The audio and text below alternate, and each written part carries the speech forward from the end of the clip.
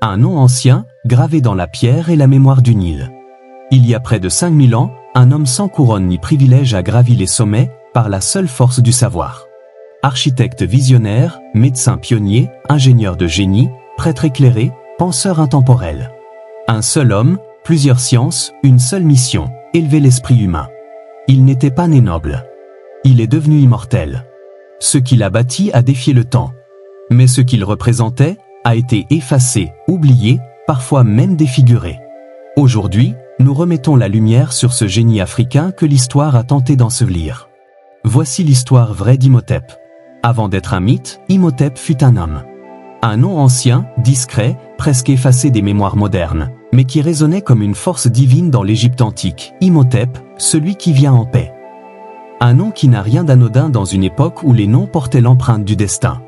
Nous sommes vers 2700 avant notre ère, sous le règne du pharaon Djézé, au cœur de l'ancien empire égyptien, l'une des premières grandes civilisations organisées de l'humanité. À cette époque, la société est rigide, hiérarchisée, structurée autour du culte du divin et du pouvoir absolu du pharaon. Dans ce contexte, la naissance détermine presque tout, ton métier, ta place, ta voix. Et pourtant, au milieu de cette société figée, un homme sans sang royal, sans titre héréditaire, va tout bouleverser. Imhotep est né du peuple. Son père est un artisan, peut-être un constructeur ou un sculpteur, sa mère, selon certaines sources, serait une prêtresse. Rien ne le prédestine à entrer dans les cercles du pouvoir. Mais Imhotep porte en lui une intelligence rare, un génie brut qui va très vite dépasser les limites imposées par sa naissance. Il se forme dans les maisons de vie, ces centres de savoir réservés à l'élite intellectuelle du pays. Il y étudie les mathématiques, l'astronomie, la médecine, l'architecture, la théologie.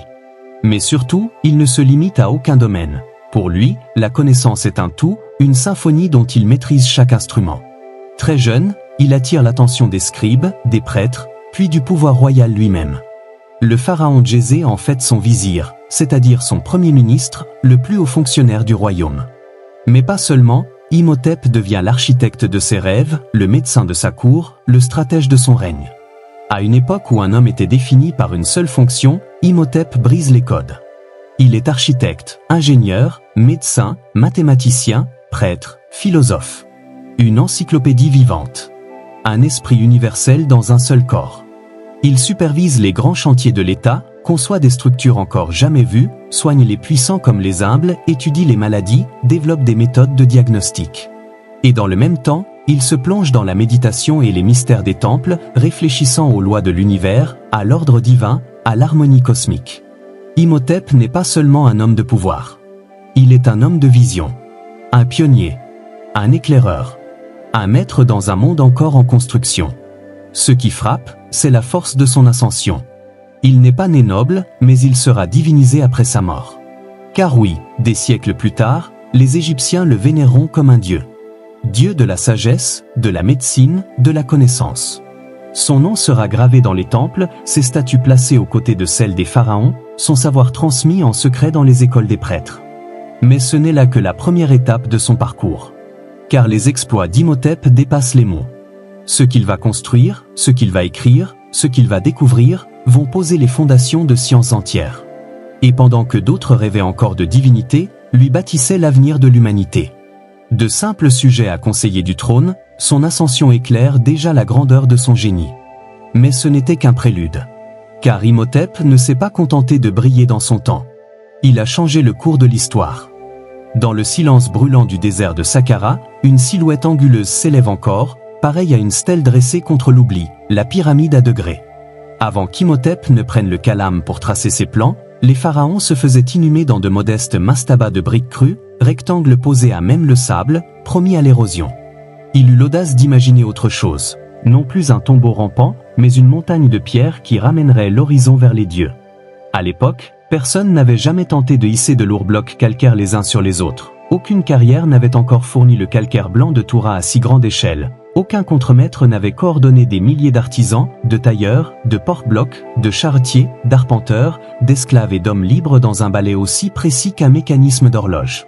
Imhotep calcula les pentes, répartit les charges, inventa des rampes à virages, fit tailler les blocs selon des gabarits réguliers et vérifia chaque alignement au cordeau et au fil à plomb. 6 mastabas superposés, chacun légèrement plus étroit que le précédent, dessinèrent une ébauche d'escalier cosmique.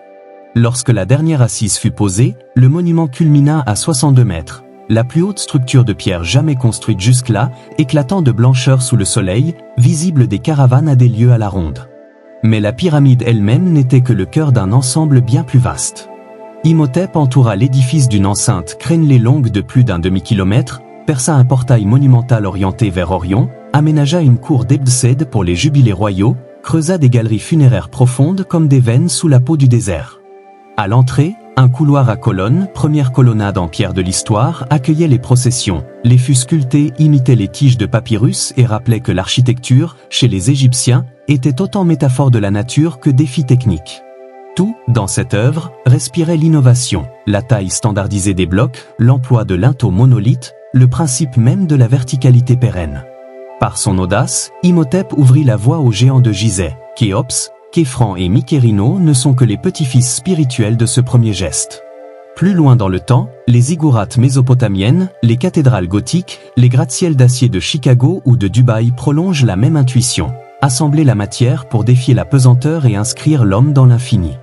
Pour le peuple, la pyramide était un escalier vers le ciel. Pour Djézé, un trône éternel. Pour Imhotep, une équation résolue grandeur nature. Chaque bloc, pesant parfois plusieurs tonnes, répétait à l'unisson une leçon de géométrie et de foi. La solidité réside dans la justesse des angles, l'éternité dans la précision des mesures. 4 millénaires plus tard, le monument tient encore, lézardé mais debout, témoin muet de la maîtrise mathématique d'un homme que rien ne destinait à gouverner la pierre, sinon son propre génie. Or, bâtir en hauteur n'était qu'une facette de cet esprit polymathe, car le même homme qui dressa la première montagne artificielle sut aussi sonder les arcanes du corps humain et y porter remède. Comprendre Imhotep, c'est accepter de sortir des cases étroites que l'histoire impose aux grands hommes. Car il ne fut pas seulement architecte, ni seulement médecin, ni uniquement ingénieur ou prêtre. Il fut tout cela à la fois. Et plus encore. Tout commence avec la pierre. Son génie s'est d'abord exprimé dans l'architecture, à une époque où bâtir signifiait entasser de simples briques crues. Imhotep, lui, ose l'impossible, dresser la toute première pyramide en pierre de taille de l'humanité. La pyramide à degrés de Saqqara, érigée pour le roi Djézé, n'est pas une simple tombe, c'est une déclaration de puissance, une percée verticale dans le ciel. Haute de 60 mètres, cette œuvre révolutionne non seulement l'Égypte, mais le monde entier. Elle marque la naissance de l'architecture monumentale et deviendra l'ancêtre direct des géants de Gizeh. Sans elle, pas de Khéops, pas de temples colossaux, pas de civilisation exprimée dans la pierre. Mais Imhotep ne s'est pas contenté de bâtir des monuments. Il a aussi sauvé des vies. Car derrière l'architecte se cachait un clinicien d'une modernité stupéfiante. Le papyrus Edwin Smith, attribué à son enseignement, est le plus ancien traité de médecine connu à ce jour. Pas de magie ni de superstition dans ces pages, seulement de l'observation, du raisonnement et des gestes précis. Il examine, diagnostique, pronostique. Il pratique la chirurgie, utilise des bandages, suture des plaies, applique des remèdes naturels et conçoit même des régimes diététiques adaptés. À une époque où la douleur était souvent considérée comme une punition divine, Imhotep posait les bases d'une médecine rationnelle, fondée sur les faits. Il faut attendre 2 millénaires pour voir une telle rigueur réapparaître avec Hippocrate. Or, pour concevoir des pyramides et soigner des hommes, il faut aussi comprendre les nombres, les formes, la logique. Imhotep maîtrisait la géométrie comme un poète manie les mots. Il savait calculer les angles, équilibrer les masses, tracer des plans urbains, creuser des canaux d'irrigation. Son savoir d'ingénieur et de mathématicien influencera l'Égypte pendant des siècles. Il mesurait la crue du Nil, optimisait l'agriculture, bâtissait des systèmes hydrauliques. On lui attribue même la fameuse corde à 12 nœuds, l'outil des arpenteurs pour tracer des angles droits. Il ne construisait pas seulement des monuments, mais des sociétés durables. Enfin, au sommet de cette pyramide de savoir, Imhotep se tenait aussi comme prêtre, philosophe, penseur. Grand prêtre d'Héliopolie, il était initié au mystère de Maat, cet ordre divin qui régit le monde. Pour lui, bâtir n'était pas un simple acte technique, mais un geste sacré. Soigner, c'était rétablir l'harmonie du corps, tout comme tracer une digue, c'était apaiser le chaos des eaux. Chez Imhotep, la science et la spiritualité ne s'opposaient pas, elles s'unissaient. Chaque pierre, chaque formule, chaque remède, chaque prière faisait partie d'un seul et même projet, élever l'homme vers les cieux, en l'ancrant mieux sur la terre. En somme, Imhotep fut un esprit total. L'architecte qui invente la verticalité sacrée. Le médecin qui soigne par la raison. L'ingénieur qui dompte la nature. Le prêtre qui unit les lois du monde visible et invisible. Rarement dans l'histoire un seul homme a touché autant de domaines, avec autant de précision, de puissance et de profondeur. Et pourtant, malgré cette grandeur, son nom fut effacé des mémoires. Mais comment un tel génie a-t-il pu être oublié? Pourquoi son héritage a-t-il été réduit au silence pendant des siècles? C'est ce que nous allons découvrir maintenant. Mais alors, une question dérange. Si Imhotep était un tel génie, pourquoi son nom ne figure-t-il dans aucun manuel scolaire?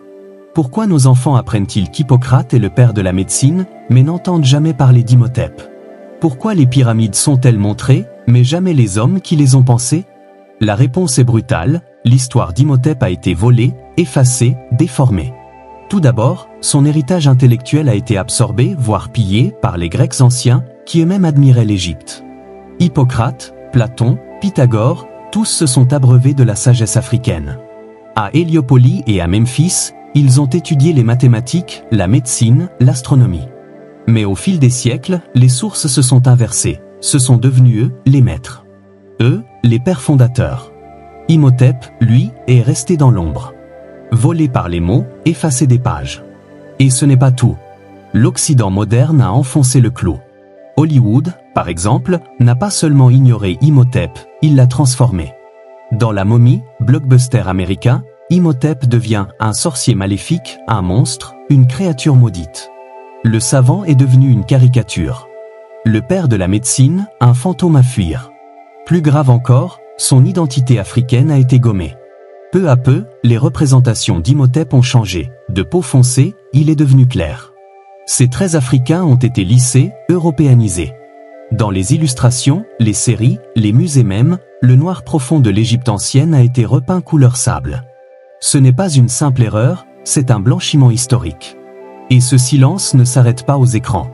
Dans nos écoles, dans nos programmes, dans nos esprits, le nom d'Imhotep est absent. Comme s'il n'avait jamais existé. Comme si l'Afrique n'avait jamais enfanté de génie. Et pourtant, elle l'a fait. Il est temps de réparer cette injustice. Il est temps que nos enfants sachent que l'un des plus grands savants de l'humanité était un homme noir, né il y a 5000 ans sur les bords du Nil. Un homme qui a bâti, soigné, calculé et prié pour faire avancer le monde. Et ce n'est pas tout. Car la suite de l'histoire d'Imhotep est encore plus étonnante. Il ne fut pas seulement respecté. Il fut divinisé. Redécouvrir Imhotep, ce n'est pas juste faire de l'histoire. C'est réparer une mémoire. C'est rappeler au monde et à nous-mêmes que le génie africain ne date pas d'hier. Bien avant les académies grecques, les amphithéâtres romains ou les universités européennes, un homme noir, fils d'artisan, écrivait, bâtissait, soignait et pensait pour élever son peuple. Imhotep, c'est la preuve vivante ou plutôt oubliée que les sciences, la médecine, l'architecture, la philosophie n'ont pas commencé en Europe. Elles ont aussi des racines profondes en Afrique. Oui, l'Afrique a été à l'avant-garde du savoir humain. Elle n'a pas été qu'un continent dominé. Elle a été une source. Un berceau, une lumière. Mais cette lumière a été voilée. Volontairement. Pendant des siècles. Et chaque fois qu'on efface des figures comme Imhotep, c'est un continent entier qu'on ampute de sa fierté. On empêche une jeunesse de croire en elle. On fait croire que le savoir est étranger à ses origines. Que l'intelligence ne lui appartient pas. Pourtant, Imhotep est là. Dans chaque salle de classe. Dans chaque hôpital. Dans chaque bâtiment qui s'élève vers le ciel. Il est un symbole puissant de ce que l'Afrique a été capable de produire. Et surtout, de ce qu'elle peut encore produire. Le redécouvrir, c'est regarder l'avenir avec des racines solides. C'est dire à toute une génération, tu viens d'un peuple de bâtisseurs, de penseurs, d'inventeurs. Tu peux créer, tu peux soigner, tu peux changer le monde. Imhotep n'est pas une légende inventée. Il a marché sur cette terre. Il a dessiné, bâti, soigné, réfléchi. Il n'est pas une fiction hollywoodienne. Il est un fait historique. Un Africain. Un homme du peuple. Un génie universel. Et pourtant, son nom a été volontairement effacé des manuels, gommé des mémoires, travesti dans les films. Parce qu'il dérange. Parce qu'il remet en question la narration dominante. Parce qu'il prouve que l'Afrique n'a pas seulement subi l'histoire. Elle l'a construite. Mais tant que l'histoire oubliera ses vrais bâtisseurs, nous continuerons à la réécrire, à leur rendre justice, à rallumer cette lumière que d'autres ont voulu éteindre. Imhotep, c'est plus qu'un nom.